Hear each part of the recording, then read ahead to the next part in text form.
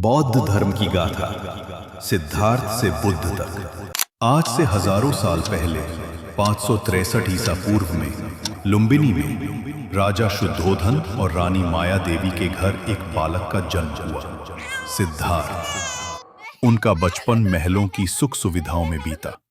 16 वर्ष की आयु में उनका विवाह यशोधरा से हुआ और उनका एक पुत्र हुआ जिसका नाम रखा गया राहुल।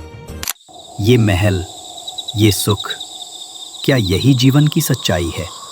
मैंने बाहर की दुनिया नहीं देखी।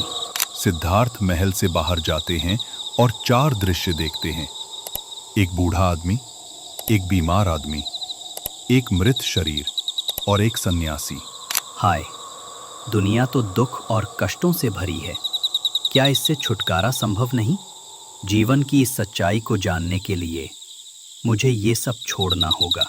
29 वर्ष की आयु में सिद्धार्थ अपना राजमहल छोड़कर ज्ञान की खोज में निकल पड़ते हैं। ये महाभिनिष्क्रमण कहलाता है। मगध राज्य में 35 वर्ष की आयु में उन्हें ज्ञान की प्राप्ति हुई और सिद्धार्थ गौतम बुद्ध बन गए। उन्होंने अपना पहला उपदेश सारनाथ में दिया, जिसे धर्म चक्र प्रवर्तन कहा गया। 80 वर्ष की आयु में कुशीनगर में उनका देहांत हुआ, जिसे महापरिनिर्वाण कहा जाता है। बुद्ध की शिक्षाएं और संघ की स्थापना। 1. विश्व अस्थिर है, यह लगातार बदलता रहता है, यहाँ कुछ भी स्थायी नहीं है। 2. भगवान का होना अप्रासंगिक है। 3. राजाओं को दयावान होने की सलाह दी। 4. सत्य और अहिंसा, मध्यम मार्ग अपनाना चाहिए। निर्वाण का अर्थ होता है अहम और इच्छा को खत्म करना। बुद्ध ऐसा मानते थे कि हमारी समस्याओं की जड़ हमारी इच्छाएं हैं। यदि हम अपनी इच्छाओं और लालसा का त्याग कर देंगे तो हमें निर्वाण की प्राप्ति होगी। बुद्ध ने अपने शिष्यों को अंतिम निर्देश ये दिया, तुम सब अपने लिए खुद ही ज्योति बनो, क्योंकि तुम्हें खुद ही अपनी मुक्ति का रास्ता ढूंढना है। बौद्ध संघ का निर्माण। बुद्ध के विचारों से प्रभावित होकर बहुत से लोग उनके साथ जुड़ने लगे और उन्होंने एक संघ की स्थापना की। इस संघ के सदस्य सादा जीवन जीते थे और केवल जरूरत की चीजें रखते थे। शुरुआत में केवल पुरुषों को ही सदस्य बनाया गया, पर बाद में महिलाओं को भी अनुमति मिली। संघ में पुरुष भिक्षु और महिलाएं भिक्षुणी कहलाती थीं। गौतमी, जो बुद्ध की पालक मां थी, संघ में शामिल होने वाली पहली महिला बनी। राजा, व्यापारी, किसान, शिल्पकार, समाज के सभी वर्गों के लोग संघ का हिस्सा बने और सभी को समान माना गया। त्रिपिटक, बुद्ध के उपदेशों का संग्रह। बुद्ध के महापरिनिर्वाण के बाद उनके विचारों को संजोने का प्रयास शुरू होता है।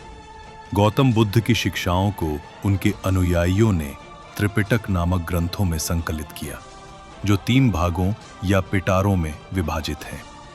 त्रिपिटक, 3 पिटारे। विनय पिटक, बौद्ध संघ के नियमों का संग्रह। सुत्त पिटक, बुद्ध के उपदेशों और कथाओं का संकलन। अभिधम्म पिटक, दर्शन और विचारों पर आधारित ग्रंथ। धर्म का बंटवारा मोड। समय के साथ बौद्ध धर्म 2 प्रमुख शाखाओं में विभाजित हुआ। महायान, जो बुद्ध को भगवान मानते थे और उनकी पूजा करते थे। हीनयान, जो बुद्ध को केवल एक महान शिक्षक मानते थे और ज्ञान को पूजा से ऊपर रखते थे। स्तूप, अवशेषों के संरक्षक। महापरिनिर्वाण के बाद बुद्ध के अवशेषों को रखने के लिए जो संरचनाएं बनी, उन्हें स्तूप कहा गया।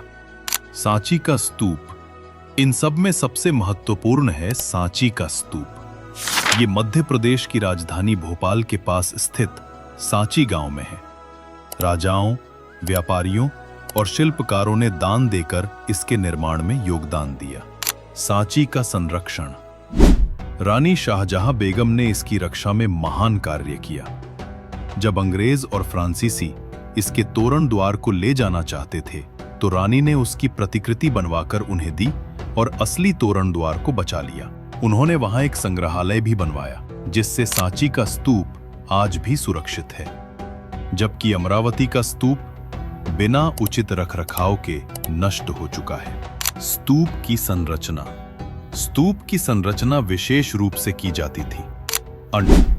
सबसे नीचे अर्धगोलाकार गुंबद हर्मिका, अंड के ऊपर एक छज्जा जैसी संरचना यष्टि, हर्मिका के ऊपर एक सीधी खड़ी डंडी छत्र, सबसे ऊपर एक छत्र की तरह बनी आकृति। जैन धर्म 24 तीर्थंकरों की वाणी। बौद्ध धर्म की तरह उसी दौर में एक और महान विचार उभरा, जैन धर्म। ये किसी एक व्यक्ति पर नहीं बल्कि तीर्थंकरों यानी शिक्षकों पर आधारित है। अब तक 24 तीर्थंकर हो चुके हैं जिन्होंने जैन धर्म की नींव रखी।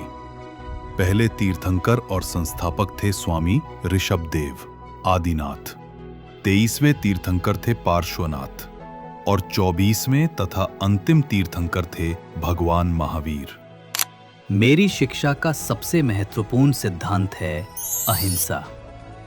पूरे संसार में प्रत्येक सजीव और निर्जीव वस्तु में जीवन होता है, इसलिए किसी भी मनुष्य को इन सभी के प्रति अहिंसक रहना चाहिए। मनुष्य का जीवन जन्म और पुनर्जन्म के चक्र द्वारा चलता है। इस जीवन का उद्देश्य इस चक्र से बाहर निकलकर मोक्ष प्राप्त करना है, और ये मोक्ष मिलता है तप और कठोर व्रतों से। मोक्ष मार्ग पर चलने के लिए हमें 5 महाव्रतों का पालन करना होगा। सत्य, झूठ न बोलना, अस्तेय, चोरी न करना, अपरिग्रह, धन या वस्तुओं का संचय न करना, ब्रह्मचर्य, ब्रह्मचर्य का पालन करना, अहिंसा, किसी को भी कष्ट न पहुंचाना। जैन विद्वानों ने अपना साहित्य प्राकृत, संस्कृत और तमिल जैसी भाषाओं में लिखा ताकि सामान्य जनता भी इन शिक्षाओं को समझ सके। यज्ञ व्यवस्था की गूंज। ये दृश्य जैन और बौद्ध विचारों के विपरीत उस समय की ब्राह्मण व्यवस्था को दर्शाता है। उसी काल में भारत के अनेक क्षेत्रों में यज्ञ व्यवस्था भी प्रचलित थी। यज्ञ एक सामूहिक धार्मिक अनुष्ठान था जिसे देवी देवताओं को प्रसन्न करने और सुख शांति प्राप्त करने के लिए किया जाता था। हम यज्ञ क्यों करते थे? देवी देवताओं को प्रसन्न करने के लिए, हमारे मवेशियों की सुरक्षा के लिए, पुत्र की प्राप्ति के लिए, लंबी आयु और अच्छे स्वास्थ्य के लिए, सुख, संपत्ति और समृद्धि के लिए। और इस तरह भारत की भूमि पर 3 विचारधाराएं एक साथ विकसित हो रही थीं, त्याग, अहिंसा और श्रद्धा, जिन्होंने आने वाली सभ्यता की दिशा हमेशा के लिए बदल दी। मूर्तिकला और प्रतीकों की समझ। सांची की मूर्तियां केवल बौद्ध कथाओं का वर्णन नहीं करती, बल्कि भारत की लोक परंपराओं का भी सुंदर चित्र प्रस्तुत करती हैं। उदाहरण के लिए शालभंजिका, वो स्त्री जो पेड़ को छूते ही उसमें फूल खिला देती है, शुभता और समृद्धि का प्रतीक मानी जाती थी। गजल लक्ष्मी, हाथी द्वारा अभिषिक्त देवी जिन्हें सौभाग्य और समृद्धि का प्रतीक माना जाता था।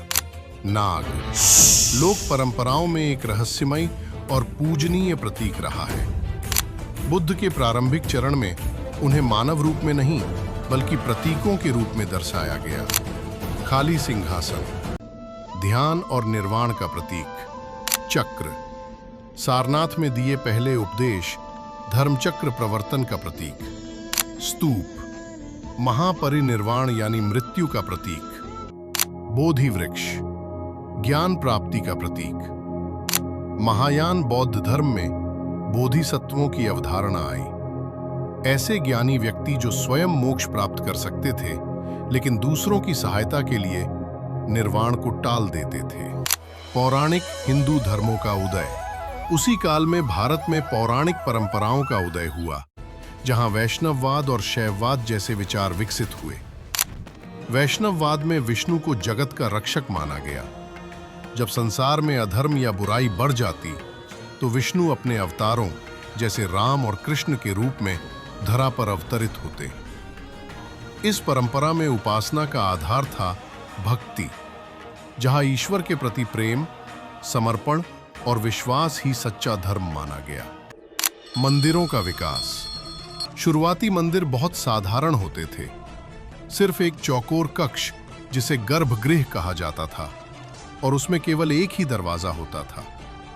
उपासक उसी गर्भगृह में स्थित मूर्ति की पूजा करते थे।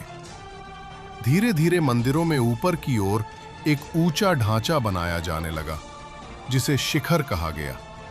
बाद के युगों में मंदिरों का व्यापक विकास हुआ।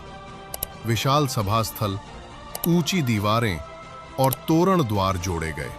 देवगढ़, उत्तर प्रदेश का मंदिर इन प्रारंभिक मंदिरों का एक उत्तम उदाहरण है। भारत की मूर्तियां, प्रतीक और मंदिर सिर्फ पत्थर नहीं, बल्कि आस्था के जीवंत रूप हैं, जो आज भी हमारी सांस्कृतिक आत्मा को जगमगाते हैं।